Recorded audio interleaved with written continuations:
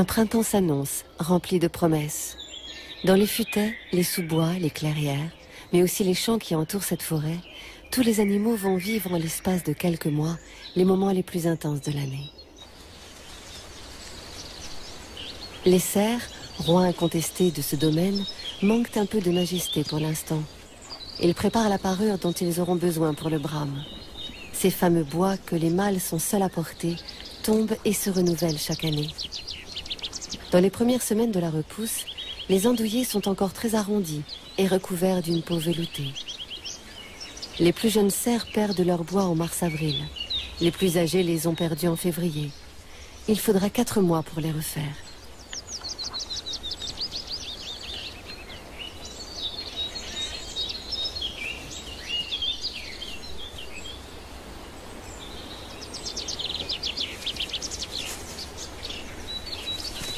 Plus de bois pour s'affronter tête contre tête, il faut donc se battre autrement. Même si l'on est encore loin de la période du rut, les tensions sont déjà vives dans les Hardes. De ce groupe de mâles fébriles sortiront en juillet les plus belles têtes, les irrésistibles séducteurs. Et le brame commencera.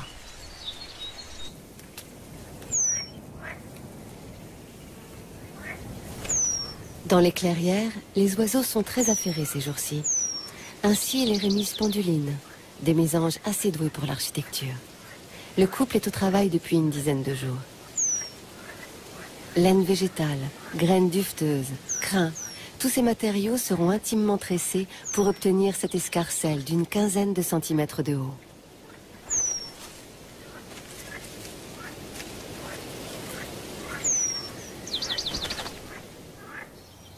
La famille des passereaux comprend décidément de grands bâtisseurs.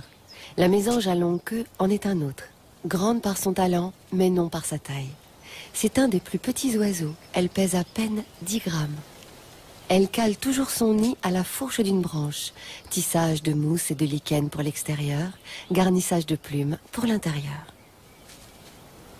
Pour parfaire le camouflage, la mésange à longue queue va parfois jusqu'à revêtir la surface de morceaux d'écorce et de toiles d'araignée.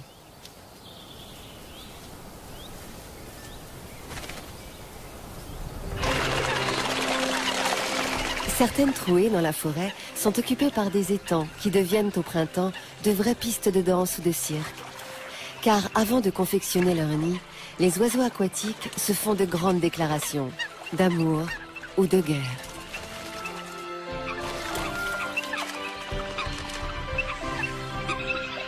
Une fois qu'elles ont formé un couple, les foulques macroules défendent résolument leur territoire et le nid qu'elles y ont bâti. Les foulques vont cueillir leurs plantes préférées au fond de l'eau. Pêche en eau profonde aussi pour les grèbes castagneux. Mais eux, par contre, n'aiment que les larves d'insectes et les mollusques.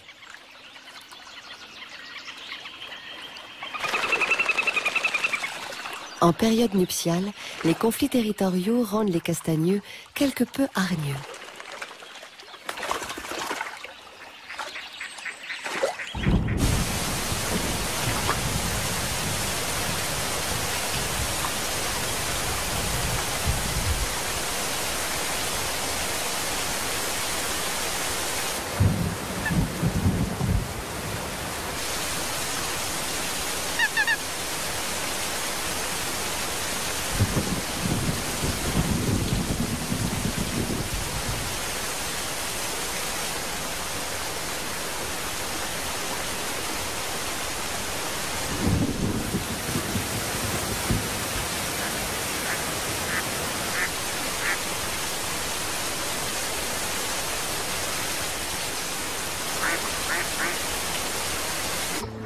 Entrée en scène des rois de la parade, les canards colverts.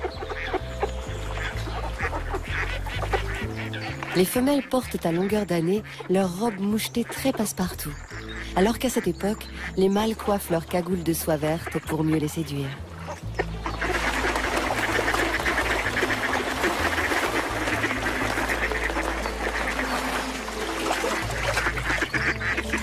Ce sont les femelles qui incitent les mâles à parader.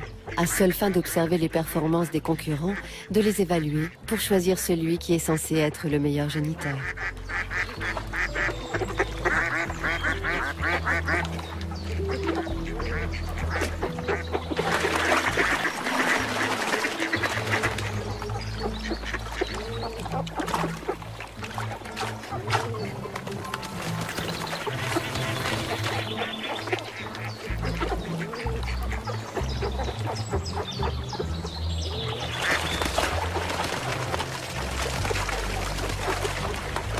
Ces deux mâles ont l'air de croire qu'ils ont été choisis par la même femelle. Mais elle, apparemment, ne veut ni de l'un ni de l'autre pour l'instant.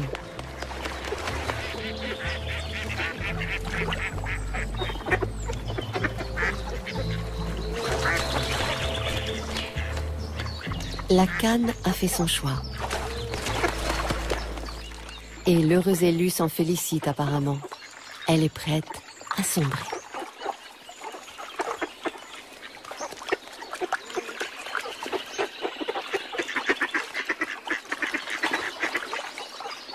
Sitôt l'affaire conclue, le mâle s'efface et la femelle se livre aux ablutions rituelles qui suivent l'accouplement.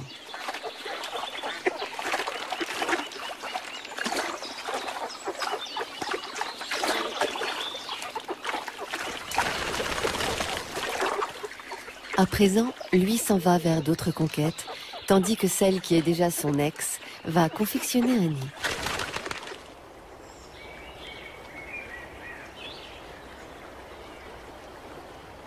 Si les canards colverts s'adonnent à des jeux nautiques compliqués, non loin de là, au-dessus d'une lande située en lisière de forêt, les busards Saint-Martin exécutent un ballet nuptial aérien qui représente une incroyable prouesse. Un mâle revient de la chasse et invite sa partenaire à venir chercher son offrande.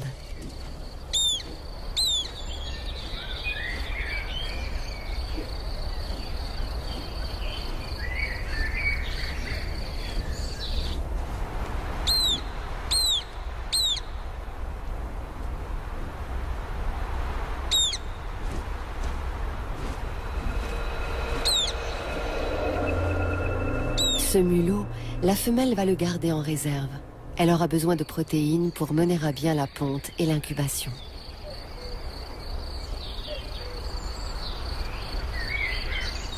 Une fois ce présent en sûreté, elle va bien vite retrouver son séducteur de haut vol qui a une nouvelle surprise pour elle.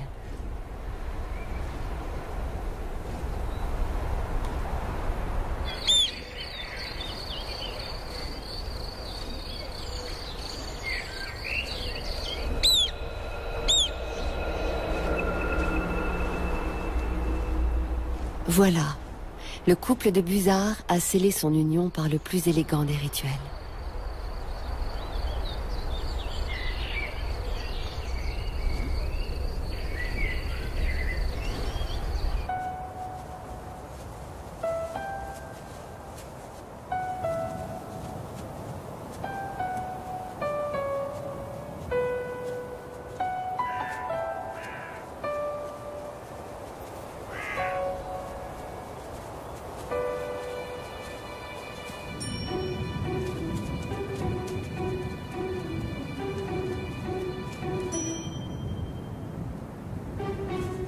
Mars. À 2 pas de la forêt, les bouquins courent comme des fous après les haies. En clair, les lièvres mâles poursuivent les femelles en chaleur. C'est un jeu, une mise à l'épreuve. Et une épreuve collective.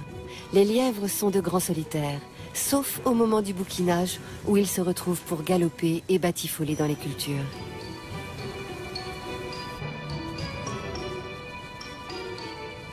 Vient le moment où il faut départager les prétendants.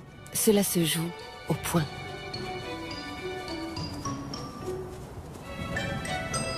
Ces combats peuvent opposer également le bouquin gagnant et la hase conquise, comme ici. C'est l'ultime acte de résistance de la femelle.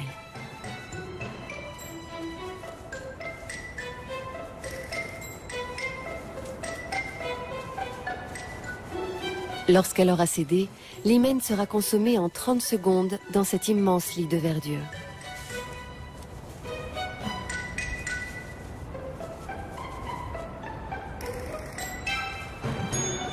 Le jeu reprendra peut-être avec d'autres participants. Juste après s'être accouplée, la As peut recommencer avec un second partenaire et porter des petits de 2 mâles différents.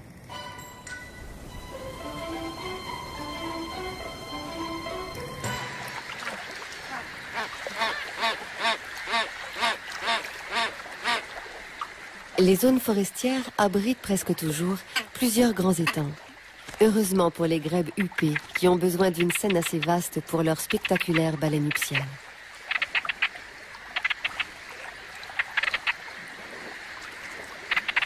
Cette pantomime n'est que le début d'une savante chorégraphie qui se déroule en plusieurs temps et qui doit être coûteuse en énergie.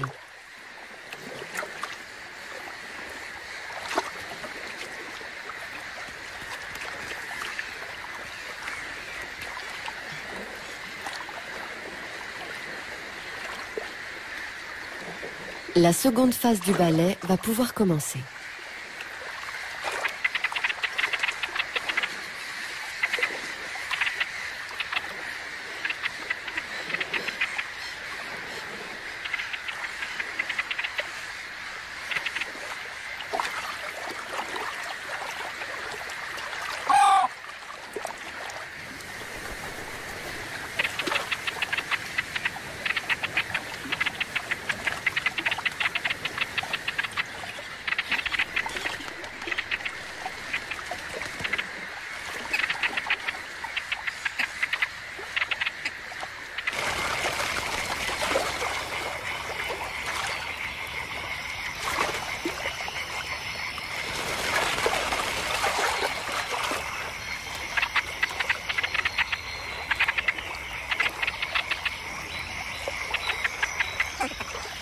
La suite se passe dans les coulisses, et là, il ne s'agit plus de parader, mais de se mettre à l'ouvrage.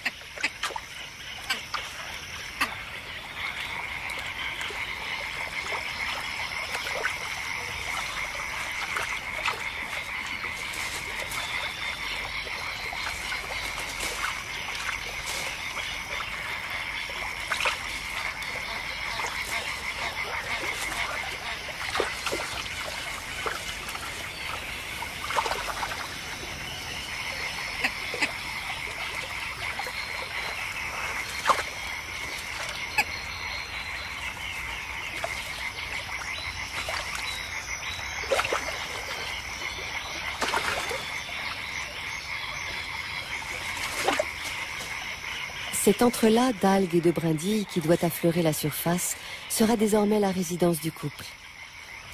Un nid flottant pour les futurs oisillons, conçu à l'instant sous nos yeux.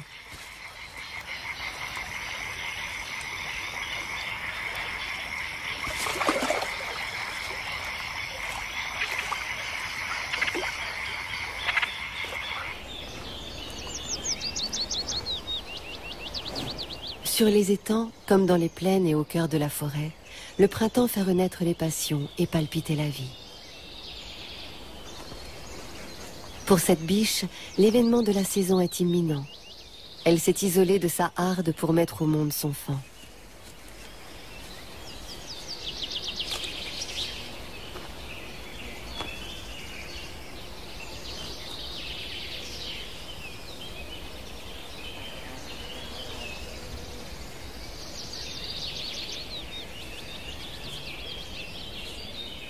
Voilà 8 mois qu'elle porte son petit, mais ce n'est que lorsque la douleur du travail devient insupportable qu'elle se couche.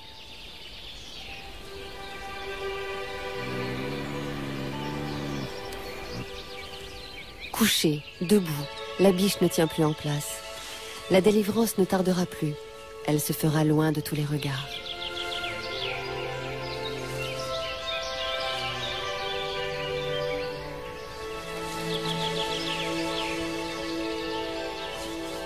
Avant toute chose, la biche mange le placenta.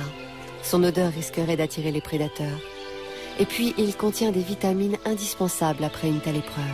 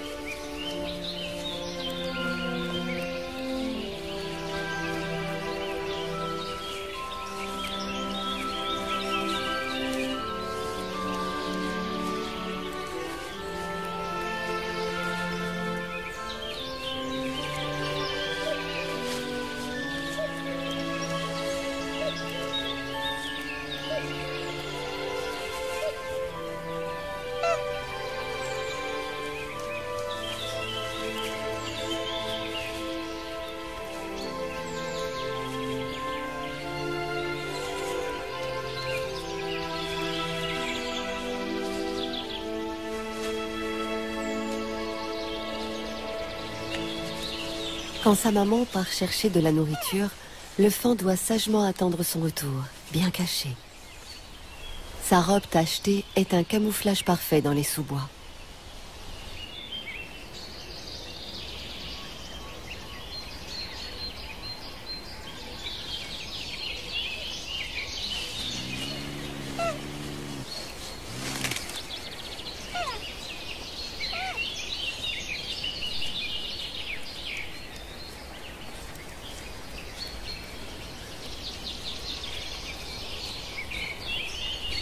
Dans une dizaine de jours, ce petit mâle et sa mère seront de nouveau en famille, en trio, c'est-à-dire avec le faon de l'an dernier que la biche a mis à l'écart pour donner naissance à celui-ci.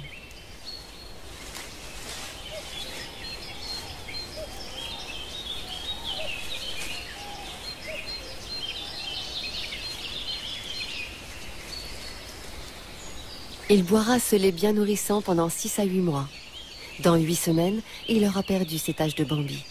À 2 ans, il ne sera plus un faon, mais un daguet, et devra quitter sa famille pour intégrer un petit groupe de jeunes.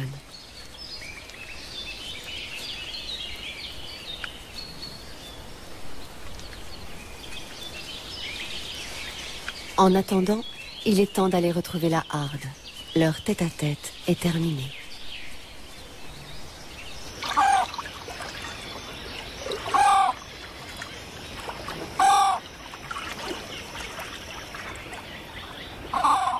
Fin mai. 6 semaines se sont écoulées depuis la danse nuptiale des grèbes huppées sur l'étang. Ils ont passé 28 jours à couver à tour de rôle et viennent de voir leur patience récompensée par l'arrivée de 3 oisillons, qui ne se montrent pas pour l'instant. Est-ce le mâle qui est au nid ou la femelle? Difficile à dire, tant les deux sexes se ressemblent. En tout cas, elle et lui se relaieront aussi pour le nourrissage. En attendant le premier poisson qui va leur être apporté, il faut préparer le gosier des petits grèbes, les habituer à déglutir. Cela se fait avec une plume que l'adulte s'arrache pour la leur donner.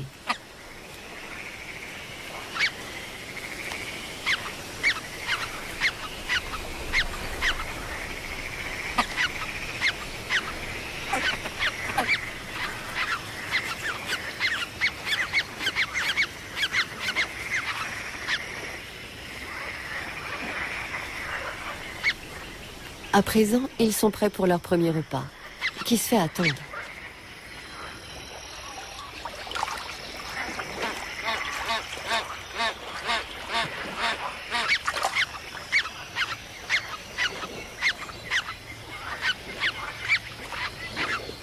Un peu gros, ce poisson, pour de petits becs encore mal rodés.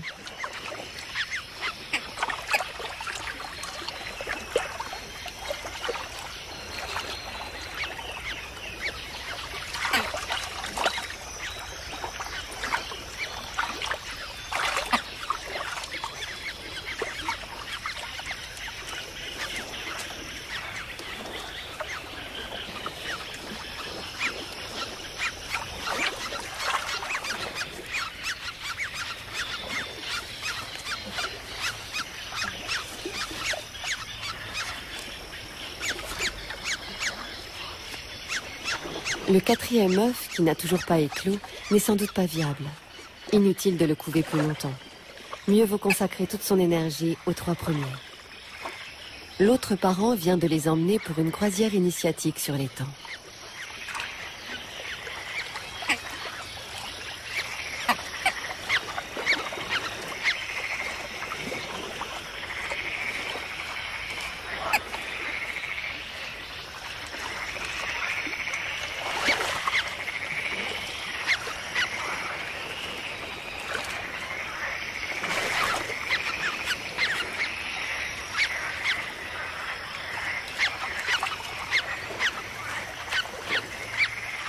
C'est avec le bain d'essai que l'on s'aguerrit.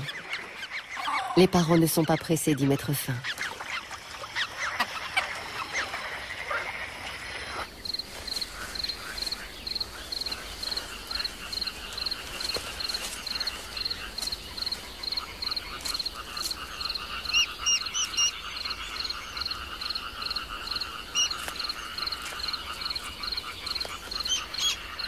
La femelle colvert attendait ce moment depuis 4 semaines. 4 semaines à couver seule, curieusement en plein cœur de la forêt, dans l'endroit le plus secret qu'elle a pu trouver.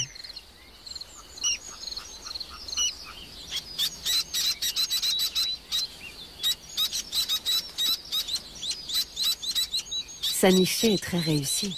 12 canetons pleins d'allant. Dès qu'ils seront secs, elle les conduira jusqu'à la rivière la plus proche.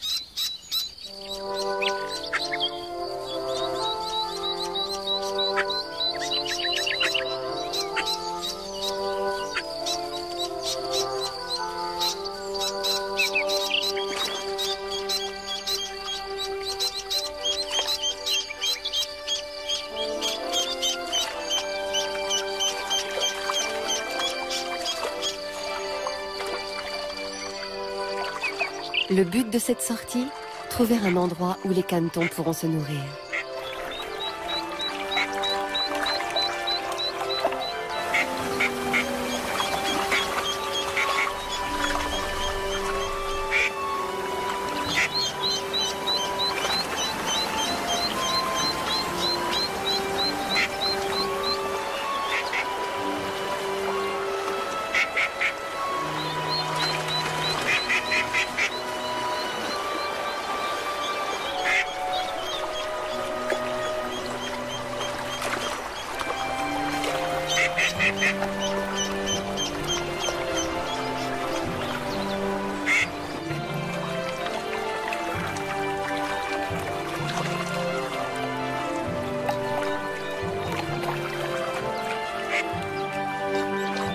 Les voici enfin dans des eaux plus calmes, où ils vont pouvoir se rassasier.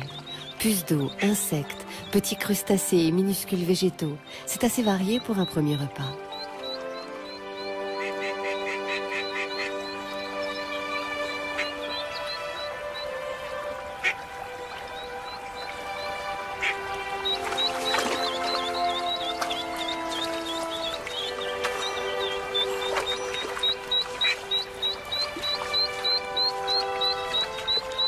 La canne profite de ce que ses canetons sont occupés à manger pour faire sa toilette, secouer ses parasites.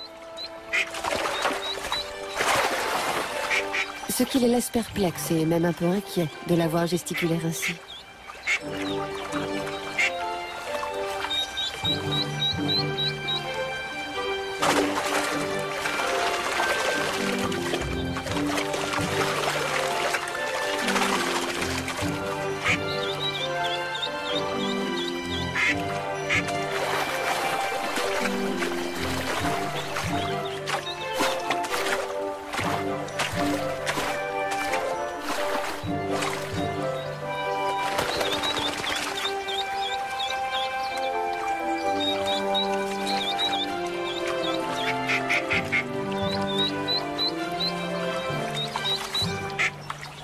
Dans 9 à 10 semaines, les canetons auront un plumage identique à celui de leur mère et seront tout à fait autonomes.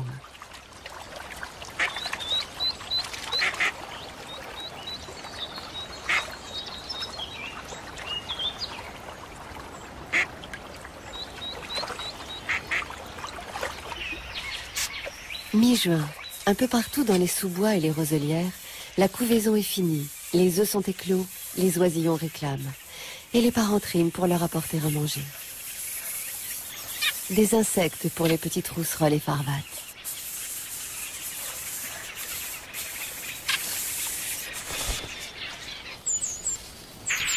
Trois bêtes à nourrir chez la fauvette grisette et non des moins voraces.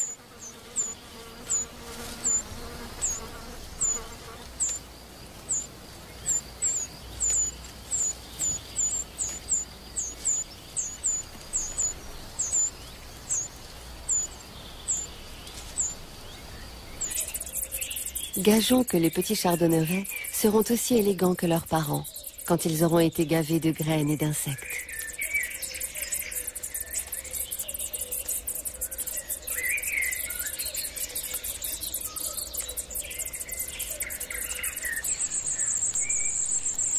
On constate la même gloutonnerie dans le nid des pinsons.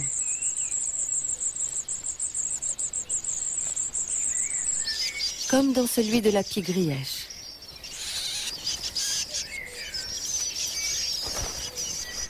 Le plus criard de ces jeunes merles sera-t-il servi le premier?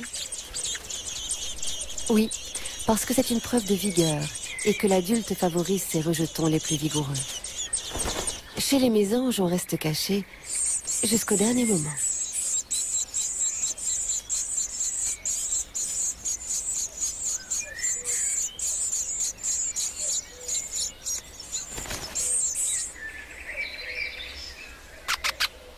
Le piquet-pêche n'a pas à aller bien loin pour trouver des insectes. Il lui suffit d'explorer les troncs du bout de sa langue collante.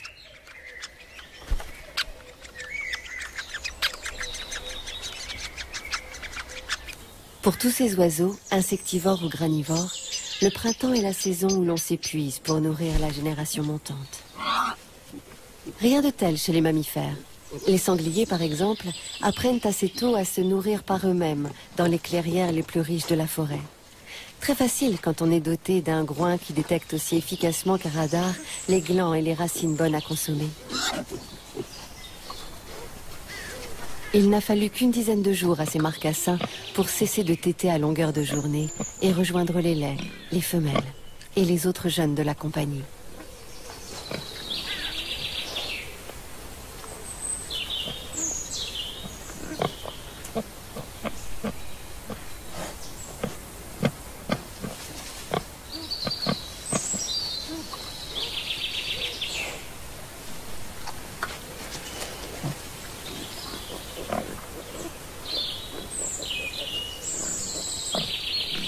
En mai-juin, les sangliers commencent à muer, afin d'avoir une toison plus légère pour l'été.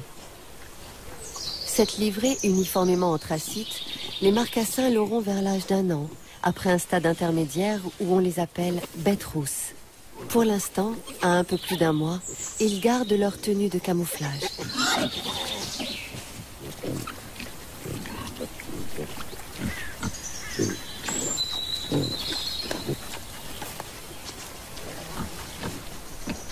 Dans les années fastes, les laits font 2 portées par an. À raison de 6 à 7 marcassins chaque fois, un groupe a tôt fait de doubler son effectif.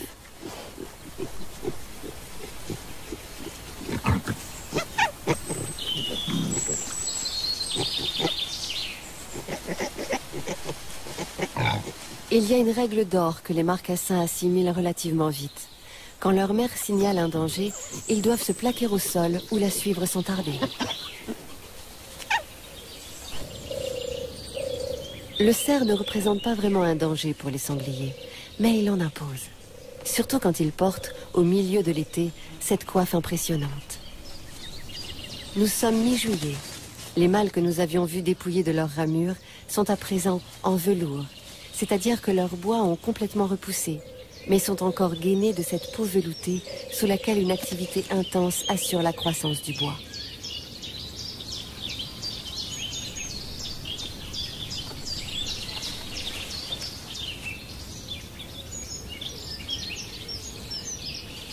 Maintenant que chaque individu de la harde a partiellement retrouvé son panache, les hiérarchies se rétablissent.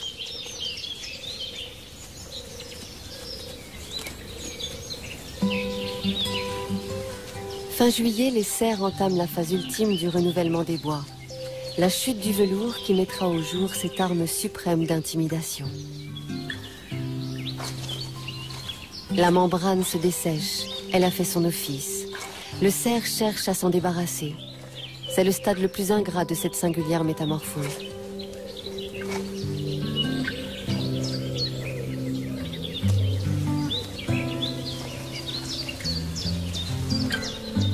Lui a terminé sa mue et retrouvé sa superbe. On ne peut pas en dire autant de tous ses compagnons.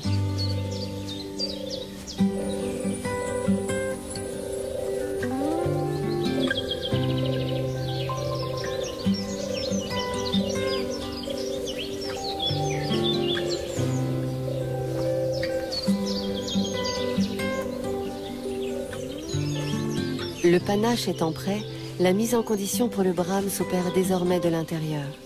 C'est le travail des hormones qui culminera avec la fièvre du rut dans quelques semaines.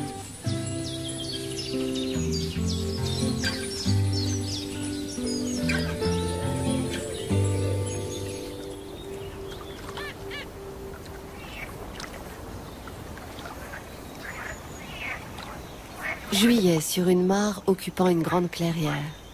Ils sont arrivés les premiers dans cette symphonie de vers où on les distingue à peine du décor. Par contre, ils se font entendre déjà depuis 2 ou 3 jours. Ces inlassables choristes sont des grenouilles vertes, des mâles en quête d'une partenaire.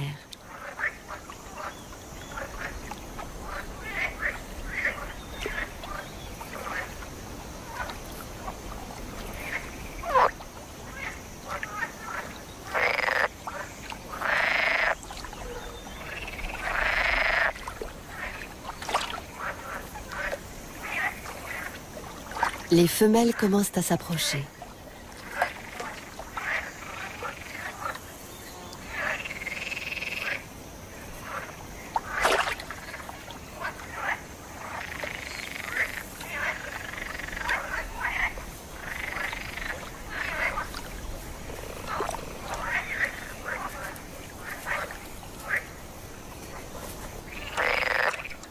Ces curieux organes qui font penser à des bulles de chewing-gum sont des sacs vocaux.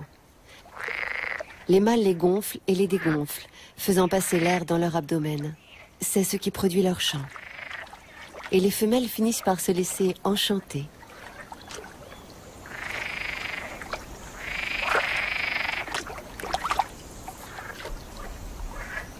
L'étreinte qui met en contact les cellules sexuelles des 2 partenaires n'est qu'un des différents modes de fécondation des amphibiens. Chez d'autres espèces, ovules et spermatozoïdes sont envoyés dans l'eau pour une rencontre laissée au hasard. Dans tous les cas, les femelles pondent de 8 à 900 œufs, le minimum en l'absence de copulation, pour perpétuer l'espèce.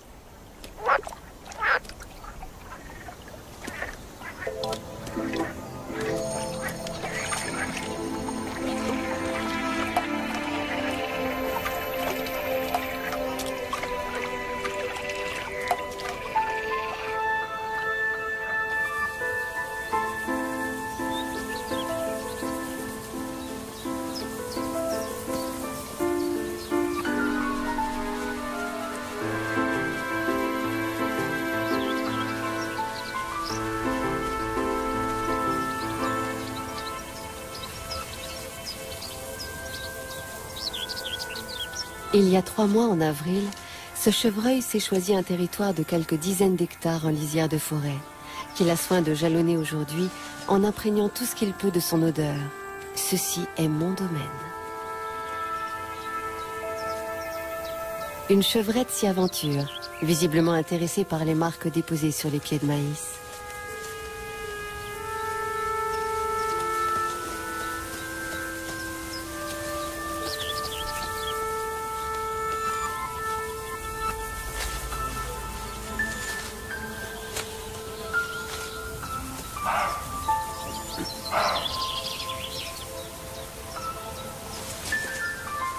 La chevrette ne sera réceptive que pendant 48 heures.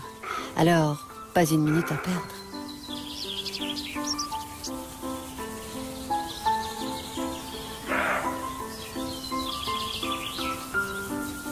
Une singulière manie des chevreuils. Dans leur rituel amoureux, ils suivent un parcours sinueux en décrivant des cercles qu'on appelle des ronds de sorcières. Le chevreuil est polygame, mais avec discrétion. Il ne poursuit de ses assiduités qu'une chevrette à la fois, pour s'en désintéresser lorsqu'elle n'est plus en chaleur.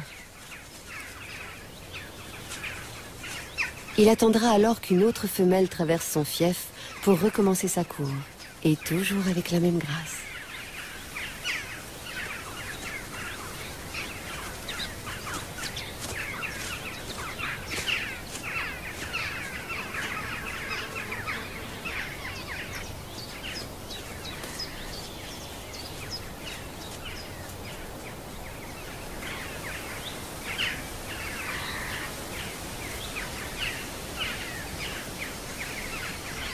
Ces galops dans les champs font partie des rares moments où mâles et femelles sont ensemble. Le reste du temps, la chevrette est seule avec ses faons, ou forme une petite harde avec d'autres femelles et les jeunes de l'année. Quant aux mâles, ils ont des territoires distincts, mais qui peuvent se chevaucher plus ou moins.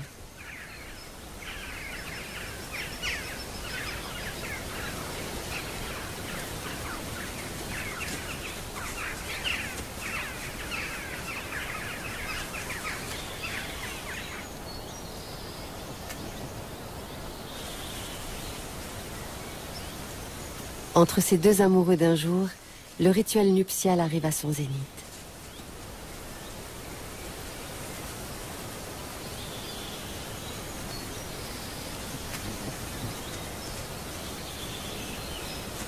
Le mâle repart illico vers d'autres aventures. La chevrette, pour sa part, en a fini pour cette saison.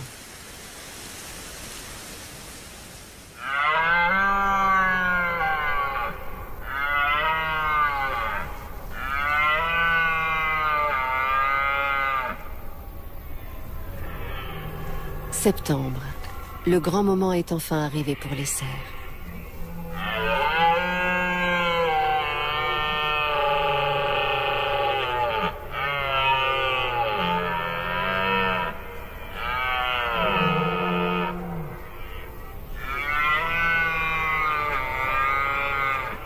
Les cris rauques des mâles annoncent des tensions dans la harde, des rivalités qui se traduiront très concrètement sur le terrain.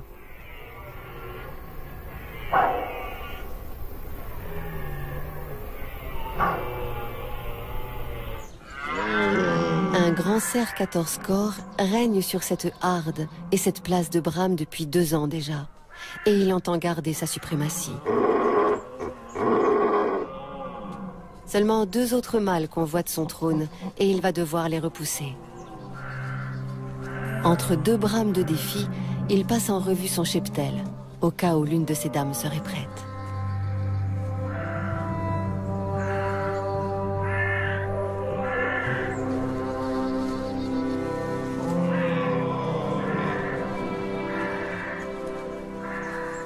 Du crépuscule à l'aube, et même le jour parfois, le manège se répète, pratiquement sans relâche. Le maître de place s'en est allé inspecter les coulisses.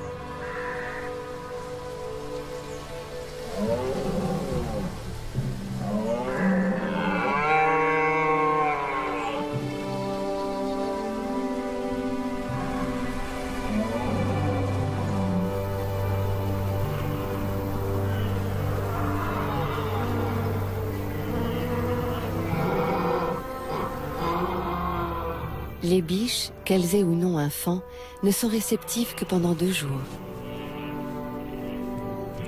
Tout comme le mâle annonce ses intentions par des dépôts odorants, les femelles se révèlent disponibles en émettant un parfum particulier, sécrété par leurs glandes anales, d'où l'empressement du chef à les examiner.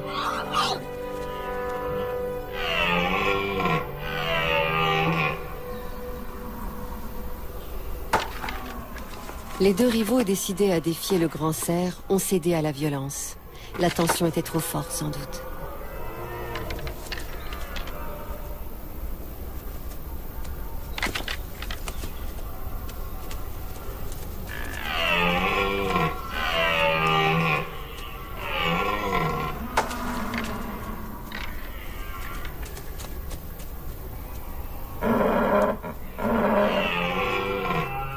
Regardez comme je suis beau et puissant. C'est bien là le message que le grand cerf veut faire passer. Car un tel mâle est censé être un bon géniteur, un père fort qui ne peut qu'engendrer une solide progéniture.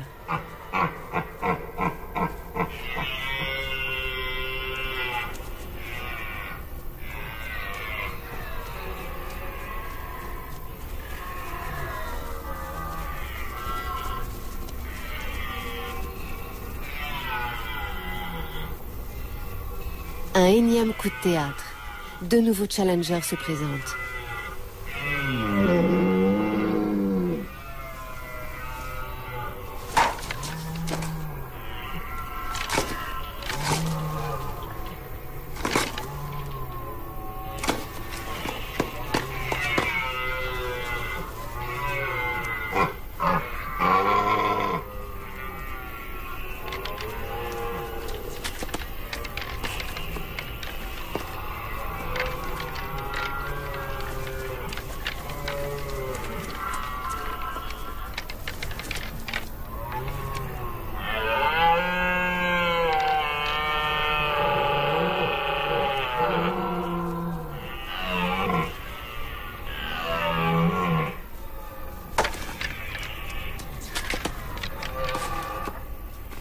Une fois de plus, le chef a défendu sa place et renouvelle ses marques pour réaffirmer son droit imprescriptible à féconder toutes les femelles qu'il a sous sa coupe. Tel est l'enjeu de tous ces coups de bluff. Le calme est enfin revenu. Le mâle dominant va pouvoir tranquillement honorer ses femelles. Les maîtres de place, comme leurs adversaires, arrivent au bout de l'épreuve du brame. Épuisés par toutes ces tensions, ils auront perdu un quart de leur poids. Certains pour avoir pu transmettre leur gène, d'autres pour rien. Après ces quelques mois d'effervescence, après les derniers cris, toute la faune des bois et de leurs alentours retrouvera la quiétude et la réserve imposée par l'hiver. Pour l'instant, c'est l'automne qui lentement reprend ses droits sur la forêt.